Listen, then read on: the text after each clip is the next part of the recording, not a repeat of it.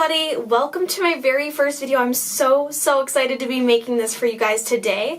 My name is Allie and I am obsessed with all things Disney. Will you take part in my life, my love? That is my dream. Life is but a dream. It's what you make it. Always try to give. Don't ever take it. Life is but a dream. It's what you make it. Always try to give. Don't ever take it. I did YouTube in the past, but it was more beauty and makeup kind of videos, and I want this channel to be solely dedicated to all things Walt Disney, whether it be, my favorite rides, favorite restaurants, planning videos, anything of that nature. Those are what my videos are going to be about. So I'm so excited to be making my first video today. My first video is going to be on what the basics are and where to kind of start when you first plan a Disney vacation.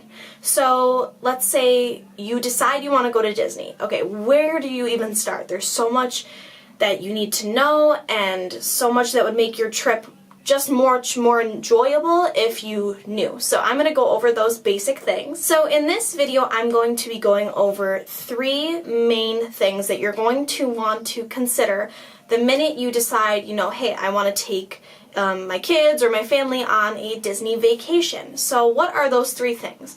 So when planning a Disney vacation, the 3 things that you're going to want to start right off the bat with is what time of year you're going to want to go, because that plays a huge role into how you will plan the rest of your vacation, what kind of ticket you are going to buy, as well as where you want to stay. So I'm going to go over those 3 things, and then I will also, for certain topics, be going into more detail in other videos, and I will mention those when I get there. So first things first, when are you going to plan your Disney vacation? So my family, we are all big Disney nerds. Everybody in my family, my parents, my brother and sister, my grandparents, we are actually vacation club members as well. So we've gone at many times of year. We've gone at holidays, which is the worst time to go, of course, because it is so crowded. We've gone in August. We've gone at Easter specifically. We've gone in May. That's actually what we've been doing lately these last few years. So let me give you kind of a gist of what the crowd levels look like throughout the year, and then that can help you to better decide when you want to take your Disney vacation. So the least crowded is probably going to be in like the second week of January on. And after major holidays, as well as I would say May is probably like a moderate time to go.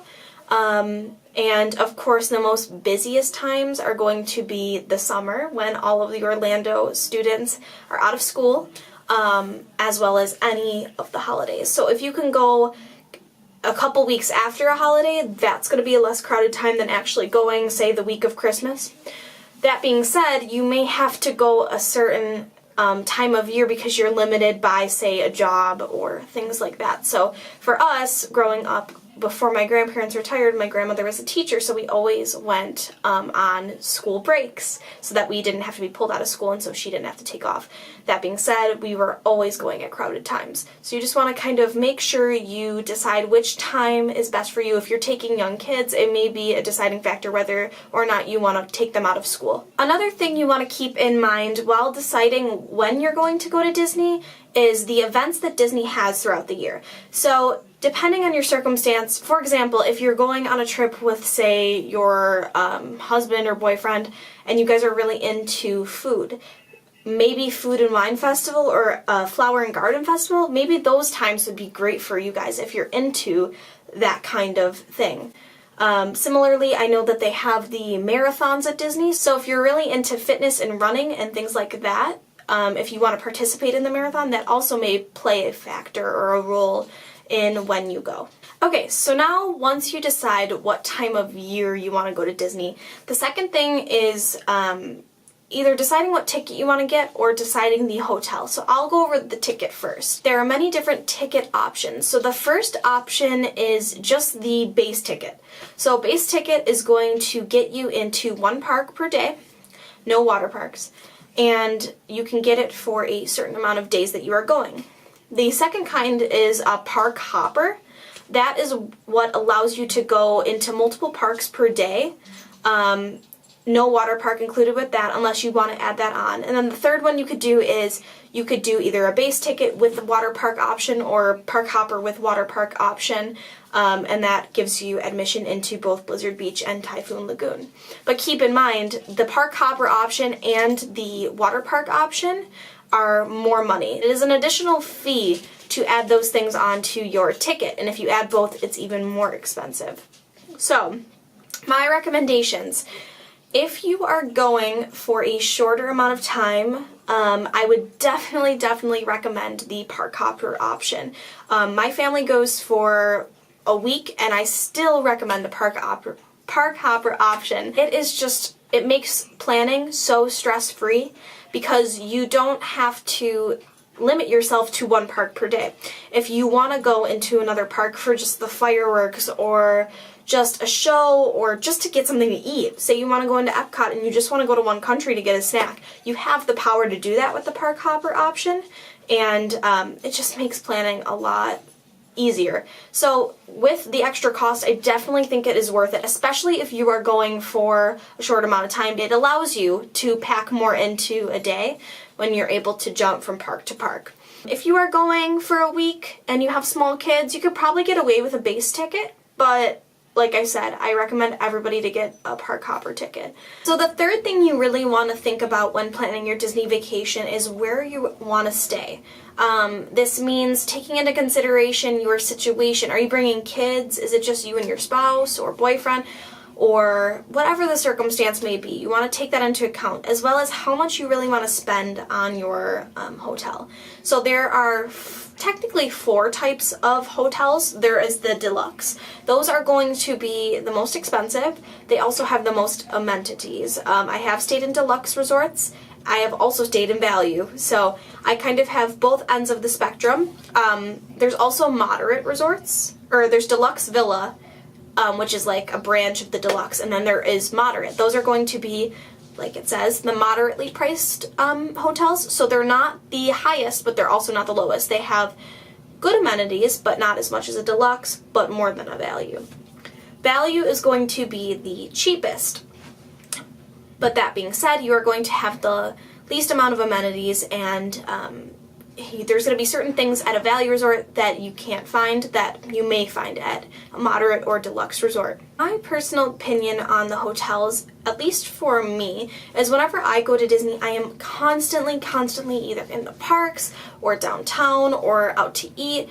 I rarely spend time in the hotel. So for me and my sister, or me and my family, when I'm going with just a couple other people, I usually choose value.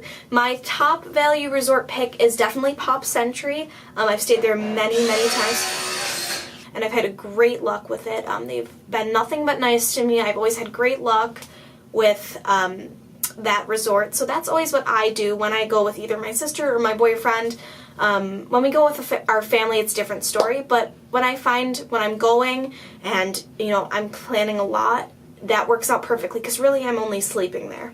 So if you have, if you're going with a group of friends, or you are planning on doing a lot on your Disney vacation and rarely spending time at the pool or in your room, I definitely would go with a value resort.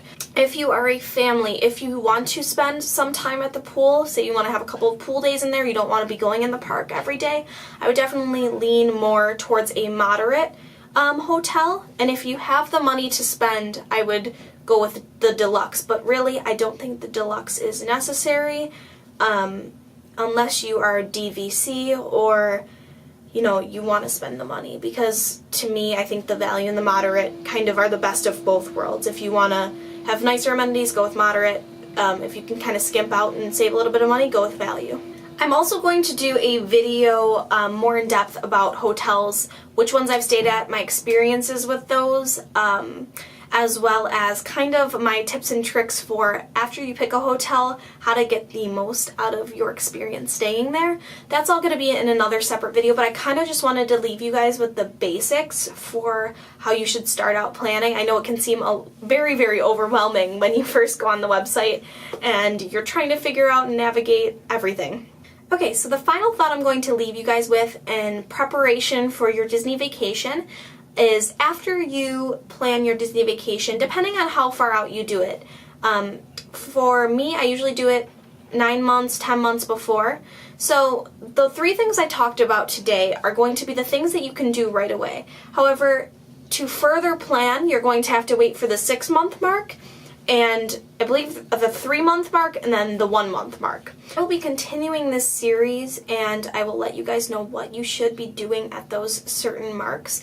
But for now, I'm just, like I said, covering the basics of what you can do right now.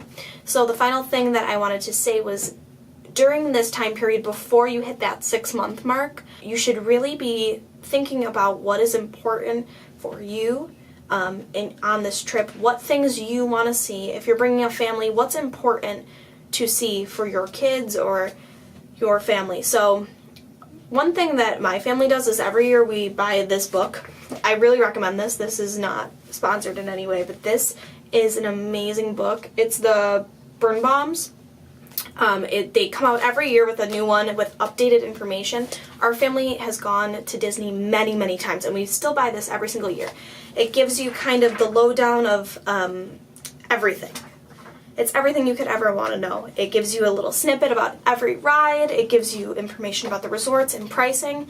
So I definitely recommend, in this time leading up to that 6-month mark, looking through this with your family and kind of deciding what you guys want to do. So if there's certain rides you know you definitely want to get on, mark them. If there's restaurants you definitely want to eat at, mark those off too. If you have small kids and you know maybe you're not going to hit those bigger thriller rides, keep that in mind, because better thinking about those things before will help fast pass planning and dining reservations go by so much easier and faster. So that's something I definitely recommend. Just kind of thinking about what is important to you and what you want to do to get the most out of your vacation. So that's about it. I know it was a short one, but I just wanted to cover those 3 basic ideas before I go into this whole series about in-depth planning and things like that. I'm so excited to get this channel up and running, and if you guys want to follow me along on this journey, just hit that subscribe button below, and I hope you are all having a magical day, and I will talk to you all soon. Bye. Will you take